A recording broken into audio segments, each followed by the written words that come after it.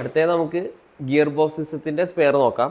ആദ്യം തന്നെ എൻജിൻ പിടിപ്പിക്കുന്ന ബേസ് നമുക്ക് അവൈലബിൾ ആയിട്ടുണ്ട്. അത് കഴിഞ്ഞാൽ വരുന്നത് ബേസ് എൻജിനിൽ വഞ്ചിയിൽ പിടിപ്പിക്കുന്ന ഭാഗം ബ്രാക്കറ്റ് അത് നമ്മുടെ കയ്യിലുണ്ട്. അതും അതിൻ്റെ ഒരു ലോക്ക് പിന്നും ഉണ്ട്. അപ്പോൾ എൻജിൻ ബേസിൽ പിടിപ്പിച്ചു കഴിഞ്ഞാൽ പിന്നെ വരുന്നത് ഗിയർ ബോക്സ് ആണ്. അപ്പോൾ ഗിയർ ബോക്സിൻ്റെ കവർ പിടിപ്പിക്കുന്നതിന് മുമ്പ് നമ്മളൊരു ഗ്യാസ്കറ്റ് പിടിപ്പിക്കും. ഇതാണ് ആ ഗ്യാസ്കറ്റ്.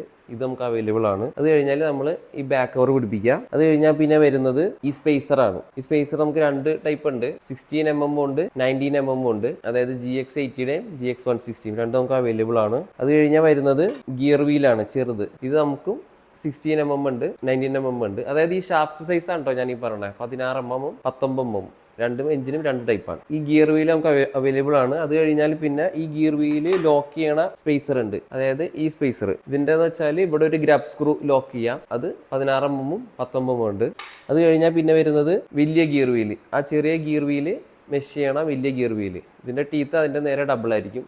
ഈ ഗിയർ വീലും മാത്രമായിട്ട് മേടിക്കാൻ കിട്ടും. പിന്നെ വരുന്നത് ബെയറിംഗ് ആണ്. 2 ടൈപ്പ് ബെയറിംഗ് ഉണ്ട്, 2 ഗിയർ ബോക്സ് കവറിലായിട്ട്. പിന്നെ വരുന്നത് ഗിയർ ബോക്സ് കവറിന്റെ ഫ്രണ്ട് കവർ, അതിൽ ഒരു ഓയിൽ സീൽ വരും. ഇത് നമുക്ക് മാത്രമായിട്ട് ഇതും മേടിക്കാൻ കിട്ടും. പിന്നെ വരുന്നത് ഈ ഷാഫ്റ്റും ഗിയർ ബോക്സും ബന്ധിപ്പിക്കണ ഒരു കണക്ടർ ഉണ്ട്. അതും നമുക്ക് അവൈലബിൾ ആണ്. ഇത് 160ക്കും 80ക്കൊക്കെ സെയിം ആണ്. ഒന്ന് ഗിയർ ബോക്സിൽ വരും, മറ്റൊന്ന് ഷാഫ്റ്റിലും വരും. ഇങ്ങനത്തെ ലോക്കർ ടൈപ്പ് ആണ്. അത് കഴിഞ്ഞ് വരുന്നത് ഫ്ലാഞ്ച് ആണ്. ഫ്ലാഞ്ചും നമുക്ക് അവൈലബിൾ ആണ്. ഇത് മാത്രമായിട്ടും നമുക്ക് മേടിക്കാൻ കിട്ടും. ഫ്ലാഞ്ച് പിടിപ്പിച്ച് കഴിഞ്ഞാൽ പിന്നെ ഷാഫ്റ്റ് വരും. ഷാഫ്റ്റ് കഴിഞ്ഞാൽ വരുന്ന ഭാഗം, ലാസ്റ്റ് ഭാഗം പ്രൊപ്പല്ലർ ആണ്. ഇതാണ് ഗിയർ ബോക്സിന്റെ പ്രൊപ്പല്ലർ. അങ്ങനെ നമുക്ക് എല്ലാ സ്പെയറും നമുക്ക് ഇവിടെ അവൈലബിൾ ആണ്. അത് നിങ്ങൾക്ക് ഒന്നെങ്കിൽ നമുക്ക് കൊറിയർ അയച്ചു തരാം, അല്ലെങ്കിൽ ഇവിടെ ഒന്ന് മേടിക്കാം. നമ്മുടെ താഴെ കാണുന്ന നമ്പറിൽ വിളിച്ചാൽ നിങ്ങൾക്ക് കൊറിയർ അയക്കാനുള്ള ഓപ്ഷൻ ഏതാണെന്ന് വെച്ചാൽ നമുക്ക് ചെയ്തു തരാവുന്നതാണ്.